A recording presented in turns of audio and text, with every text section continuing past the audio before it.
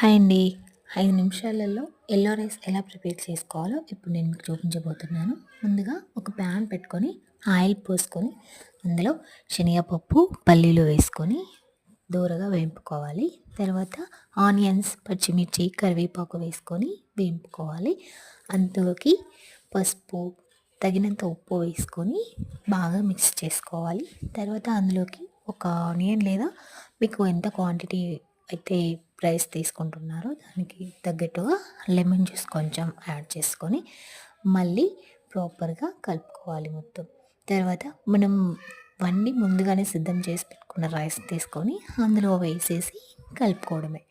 దాన్ని ఒక 5 మినిట్స్ వరకు అలాగే లో ఫ్లేమ్లో పెట్టి ఇలా కలుపుకోవాలి. సో 5 మినిట్స్లో మీకు ఇలా యెల్లో రైస్ అనేది కంప్లీట్ అయిపోతుందండి. మీరు ఎప్పుడైనా ఎటైనా అర్జెంట్గా వెళ్ళాలి లేదా పిల్లలకి ఇష్టమై ఆకలి అవుతుంది మాకు ఫుడ్ కావాలి అని అన్నప్పుడు 5 నిమిషాలలో పిల్లలకి ఇలా రెడీ చేసి ఇవ్వచ్చండి. చాలా టేస్టీగా ఉంటుంది. ఒకసారి ట్రై చేసి చూడండి. చూడండి, కంప్లీట్ అయిపోయింది. చాలా టేస్టీగా ఉంటుందండి. ఇలా సింపుల్ ప్రాసెస్లో యెల్లో రైస్ చేసుకోండి. చాలా అంటే చాలా టేస్టీగా ఉంటుందండి.